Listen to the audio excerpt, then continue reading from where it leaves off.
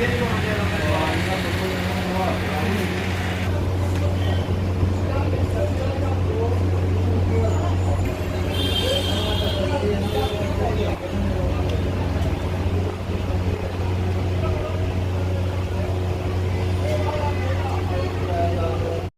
Vice chairman ex servicemen welfare association Kathua.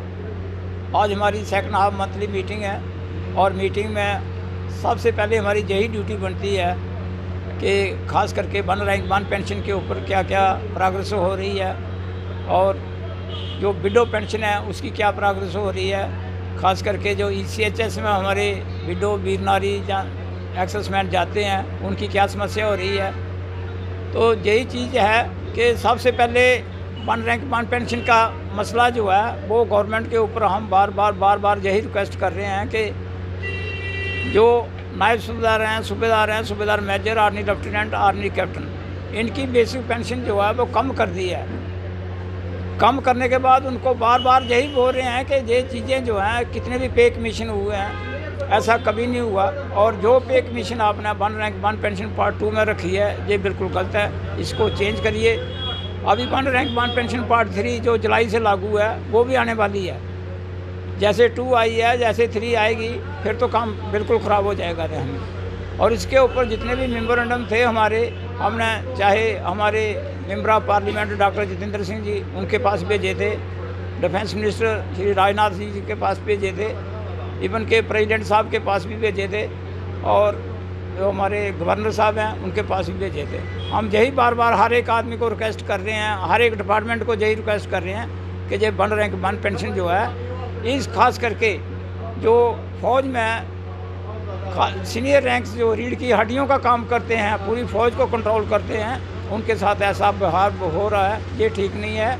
इसको तकरीबन कोशिश कीजिए कि जल्दी से जल्दी रीस्टेट कीजिए।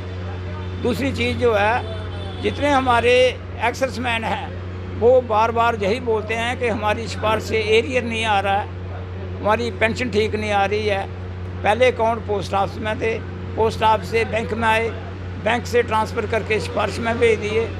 तो ये सिफारिश का जो डिपार्टमेंट जो इस समय चल रहा है वो ना तो इनकी कोई टोटल पेंशन बताते हैं कि कितनी पेंशन आपकी, ना DA का बारे में बताते हैं, ना डिडक्शन के बारे में बताते हैं, इनकम टैक्स कितना काट रहे हैं। तो ये चीज़ें जो हैं इंडिविजुअल जो बिल्कुल अंधेरे में बैठा हुआ वो बार यही रिक्वेस्ट कर रहा है। और कितने आदमी हैं जहाँ हमारी एसोसिएशन में ही 5 से NCO ऐसे हैं जिनका एरियर नहीं आ रहा है, चौथी किस्त नहीं आ रही है और वो यहाँ से बोलते हैं कि सभी किस्तें जो क्लियर कर दी हैं। तो ऐसी हालात जो हो रही हैं ये हमें बड़े अफसोस के साथ बोलना पड़ता है और हम ये रिक्वेस्ट कर रहे हैं कि सिफारिश को चेंज करने के बजाय सिफारिश में जो अकाउंट पैसे बैंक में रखे थे या पोस्ट ऑफिस में रखे थे वैसे ही उसको चलने दीजिए कि जो सारे काम पैरेललाइज में हो जाएंगे। और खास करके जो CPPO चंडीगढ़ में था वो बड़ा अच्छा काम चला रहे थे और हर एक डिटेल जो है बिल्कुल क्लियर कट आती थी। Thank you. जय हिंद, जय Bharat. Manohar Singh, president JK ex servicemen welfare association district Kathua. देखिए, हम हर महीने 2 मीटिंग करते हैं, 10 तारीख को और 20 तारीख को। आज 20 तारीख की हमारे सेकंड हाफ की मीटिंग है। मीटिंग का एक ही उद्देश्य होता है कि जो भी एक्सेसमैन हैं हमारे कठुआ डिस्ट्रिक्ट के, चाहे वीर नारीज़ हों या बार विडोज़ हों, जितने भी उनके रिलेटेड जो भी वेलफेयर के पॉइंट होते हैं वो हम जहाँ पे डिस्कशन करते हैं और किस तरीके से उनको एड्रेस किया जाए उसके बारे में विचार विमर्श करते हैं। आपके माध्यम से ये पुरजोर तरीके से मैं कहना चाहता हूँ कि आज के समय में जितना एक्सेसमैन, वो एक्सेसमैन जिसने देश की रक्षा के लिए, सुरक्षा के लिए हर तरीके से सेवा की हुई है और अनगिनत लोगों ने बलिदान दिया है इस देश की रक्षा के लिए। आज कांग्रेस वाले कहते हैं कि BJP हटाओ देश बचाओ, आप वाले कहते हैं BJP हटाओ देश बचाओ, BJP वाले भी यही बोलते हैं कि कांग्रेस हटाओ देश बचाओ। मैं आपके माध्यम से ये पूछना चाहता हूँ कि देश को बचा कौन रहा है?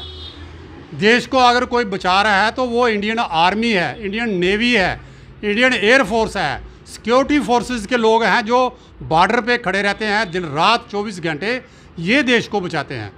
और ये क्या खिलवाड़ कर रहे हैं? हमारे पार्टी कोई भी हो, हमें किसी से कोई लेना देना नहीं है, लेकिन हमारे हक हकूक़ के ऊपर जिस तरीके से ये लोग आए दिन नई नई स्कीमें निकालते हैं, नए नए फार्मूले निकालते हैं, नए नए ये उसके ऊपर एक्सपेरिमेंट करते हैं, ये गलत बात है।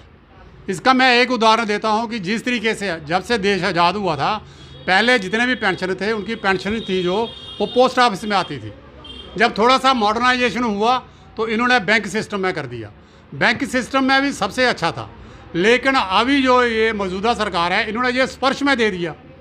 इन्होंने आस्ता आस्ता करके 1 बाय 1 करके जितने भी पब्लिक सेक्टर थे उनको ख़त्म करके और प्राइवेटेशन के ऊपर सब कुछ ले गया। मैं ये पूछना चाहता हूँ सरकार से कि आज के टाइम में डिस्ट्रिक्ट लेवल की बात तो छोड़ो, स्टेट लेवल के ऊपर भी स्पर्श का कोई तो हमें बता दो कि ये he is the designated officer और इसको आप अप्रोच कर सकते हो। किसी के पास कोई जवाब ही नहीं है। और मैं आपको ये बताना चाहता हूँ कि आज के दिन स्पर्श का टीम का खुद का ये एक रिटर्न में लेटर निकाला हुआ उन्होंने कि मोर देन 3,80,000 से अबव 80 ईयर्स के जो पेंशनर हैं जिनको एडिशनल क्वांटम ऑफ पेंशन मिलनी चाहिए थी 20%, वो आज तक उनका डाटा कंपाइलेशन नहीं कर पा रहे हैं और वो परेशान है। और पिछले साल से जब से ये OROP2 इन्होंने इम्प्लीमेंटेशन किया हुआ है तब से लेके आज तक मेरा अपना अंदाज़ा है उसमें 20% से भी ज़्यादा लोग जो हैं उनका ना तो इन्होंने पेंशन रिवीजन किया है और ना ही कोई एरियर इनको पेमेंट किया है। जबकि ऑनरेबल सुप्रीम कोर्ट का ये रिटन ऑर्डर था कि फरवरी 2024 से पहले जितना भी इनका एरियर बनता है और जो भी ड्यूज़ वो बनते हैं वो इनको मिलने चाहिए। लेकिन कितने अफसोस की बात है, कितने अफसोस से कहना पड़ता है कि आज मई महीना भी ख़त्म होने को हो रहा है, लेकिन अभी तक भी एक्स सर्विसमैन की ना तो पेंशन रिवीजन हुई है और ना ही उनको एरियर मिला है। लिहाजा मैं आपके माध्यम से सरकार को और महामहिम राष्ट्रपति से ये अपील करना चाहता हूँ कि ये जो आपने स्पर्श में ये 40-50 लाख का जो जितने भी एक्स सर्विसमैन हैं उनका जो ये सारा डाटा जो है स्पर्श में भेजा हुआ है इसको दोबारा रिव्यू करें और जिस तरीके से पहले सिस्टम था पोस्ट ऑफिस में थ्रू और बैंक के थ्रू वही सिस्टम होना चाहिए। ज़्यादा ना कहते हुए मैं आपका बहुत बहुत धन्यवाद करता हूँ। जय हिंद, जय Bharat. Chairman association welfare association Kathua Jammu.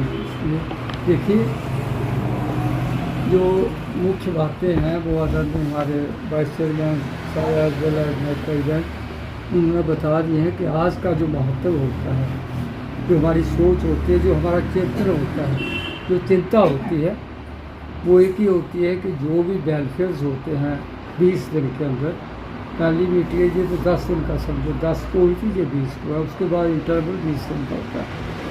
तो that we do communicative everybody, हमारी माताएं बहनें हमारी विडोज जो भी है उनको आप लोगों के माध्यम से सूचित किया जाता है। हमारी जो ऑर्गेनाइजेशन है, हमारी जो Jammu and Kashmir welfare association है, इसका जो ध्येय है, जो सोच है, अपने लिए तो हम करते हैं, लेकिन इसके एडिशन हमारी एक सोच आती है कि समाज के लिए हम क्या करें। हमारा समाज के ऊपर एक सोच बनी जाती है। जैसे जहाँ भी देखते हैं कि त्राही मची हुई है तो हम कोशिश करते हैं, हमारा प्रयास रहता है सभी बुद्धिजीवी हैं, इनका अपना अनुभव रहा। जैसे हमारे माननीय वर्मा साहब है, हमारे जो मीडिया एडवाइज़र शाम को जाते हैं हॉस्पिटल में, इनको अनुभव है कि हॉस्पिटल में क्या त्रुटियाँ हैं, दूध लगाया हुआ है, तो वो भी एक पार्ट ऑफ द एसोसिएशन है कि हम जाते हैं, करते हैं, देखते हैं कि जहाँ पर भी कोई वेलफेयर हो सके वो करते हैं। बकतन हम बताते भी रहते हैं, परंतु बड़ा दुख होता है, बड़ा कष्ट होता है जब हमारी कही हुई बातों के ऊपर कोई अनुसरण नहीं करता, उसके ऊपर नहीं चलता, तो कष्ट होता है। क्योंकि हमारा अपना एक्सपीरियंस जो है वो तो यही कहता अच्छा करो। उधर 28 साल 25 साल नौकरी करके आए हैं, इधर आकर भी एक ही सोच पकड़ी है कि हम अच्छा करें, लोगों के लिए भी करें, अपने के लिए भी करें। हमारी पहले भी बताया, आप लोगों को पता ही है कि हमारी एक गौशाला है, श्री कायती Gaushala, that is being run by home by the एक्सर्स में हम ही चला रहे हैं। नाम उनका विश्वविद्यालय कश्मीर का भी माध्यम है उसमें। तो मैं ये कहता हूँ कि जाकर देखो ना, ज़्यादा जाने की ज़रूरत नहीं है। हमारे वेदों में, शास्त्रों में, उपनिषदों में, श्रुतियों में एक बात लिखी हुई है कि नर्क कितने हैं, दूसरे साथ 28 नर्क है। उनमें से सबसे बड़ा जो गंभीर नर्क है उसको बोलते हैं कुंभी नर्क। क्या बोलते हैं, कुंभी नर्क। तो कठुआ को कुंभी नर्क बनाया हुआ है। जाओ ना, कहने की क्या ज़रूरत है, टाइम टू टाइम बताते हैं, बताया है। परसों भी गए थे, कल भी गए थे, चौथ भी गए थे। माननीय आदरणीय डीसी साहब को भी हमने कम्युनिकेट किया है। मैं सीईओ साहब के पास पर्सनली गया हूँ और उन्होंने भी कहा कि हम जा रहे हैं, बट अभी तक उधर को ही मैं ना ही किसी ने कोशिश की। अंबार लगे हुए हैं गंदगी, जो भी कठुआ का हज़ारों टन कचरा गंदगी जो है, गवा विश्वस मात्रा तिल बना दानम पशुआ ना गवा। गौ माता को जिसे हम माँ कहते हैं, मैं उसको माँ कहता हूँ। मेरा माता जो धर्म है वो गौशाला से जुड़ा हुआ है। मेरा जो धर्म है वो गौशाला से जुड़ा हुआ है, हमारा सभी का जुड़ा हुआ है। गौ माता क्या है मैं बेहतर जानता हूँ। मैं सभी उपनिषद पढ़ता हूँ, शास्त्र पढ़ता हूँ, भागवत गीता पढ़ता हूँ। उसका जो निचोड़ आता है वो एक ही आता है कि गौ माता से बड़ा सात्विक श्रद्धा धेनु सुहाई जे हरि कृपा हृदय बसाई। जिसके ऊपर गौ माता की कृपा हो जाती है, जिस देश के ऊपर हो जाती है, जिस प्रांत के ऊपर हो जाती है, जिस घर के ऊपर होती है, उस घर में कोई भी चिंता नहीं रहती। सब चिंताओं का निवारण करने वाली हमारी गौ माता। लेकिन जाओ देखो, कठुआ के लोगों को मैं कह रहा हूँ ना, जो धार्मिक संस्था में जुड़े हुए हैं, जो ये बातें करते हैं, पहले भी कहते आए हैं, पहले का जो थे पार्षद थे, वो थे, अभी भी जाकर देखो। अभी तो मैं कहता हूँ गवर्नर राजा, अभी तो काम और अच्छा होना चाहिए। तो मेरी विनती रहेगी, एक नहीं मैं 20 जगह बता सकता हूँ कठुआ में इतने इतने कीड़े रेंग रहे हैं। मैं प्रैक्टिकल मैं बताता हूँ, इतने इतने कीड़े लोगों के घरों में जाते हैं, लेकिन बस बातों की बातें रह जाती हैं, बातों के ढेर लगे रहते हैं, बातों में ही बातें हैं, बस इसे कुछ और तो मुझे कुछ मिलता नहीं। मैं कहता हूँ कल का परसों पटेल नगर में परसों का चार था, तो ट्यूबवेल को चोरी हो गई। चोरी की घटना तो ऐसी हो गई है, जैसे मैं कहता हूँ चोरी रोज़ कितनी चोरी, आज चोरी ऐसे बना हुआ है, जनरल ट्रेंड बना हुआ है, रोज़ चोरी होती है। ये उसके ऊपर अंकुश कौन लगाया, मैं लगाऊँगा, मेरी ड्यूटी बढ़ती है। हमारा काम है एडमिनिस्ट्रेशन को सचेत करना, एडमिनिस्ट्रेशन को रिक्वेस्ट करना, एडमिनिस्ट्रेशन को बताना कि कठुआ की जो है कुर्सी पर बैठे हुए कोई काम नहीं चलते। मैं कहता हूँ कुर्सी छोड़कर देखो, अगर देखो कि दुनिया की क्या हालत बनी, हम साथ जाएंगे, हम बताएंगे ना कि कहाँ कहाँ क्या हो रहा है। तो इसलिए जो भी हो गया, वो तार पूरी तार लगी है तो लोगों को पानी की। इस वक्त मई जून का जो महीना है, एक दिन अगर पानी नहीं आता है तो आज भी मैं कहता हूँ कि उस हाशिए के ऊपर चला जाता है जो एंड होता है आदमी का, end of the life. That I would like to tell the whole जो भी एडमिनिस्ट्रेशन है उनको, भाई देखो तो सही, हम आपके आगे शिकार लाते हैं, शिकार हम लाते हैं, लेकिन शिकार करने वाला उसको नहीं करेगा तो क्या क्या करें। हमारा काम है शिकार को लाना, बताना, हम जाते हैं। इसलिए इस वक्त धूप है, इसी धूप में भी जाएंगे, देखेंगे क्या है, क्या कहाँ क्या हो रहा है।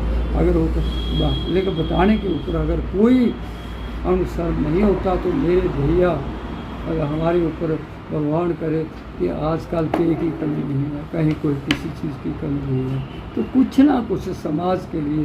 पर गोस्वामी बाबा तुलसीदास जी ने पूरी रामायण का जो निचोड़ निकाला था, तो उन्होंने ये लिखा था, पर हित सर धर्म नहीं भाई, पर पीड़ा सम नहीं अजमाई।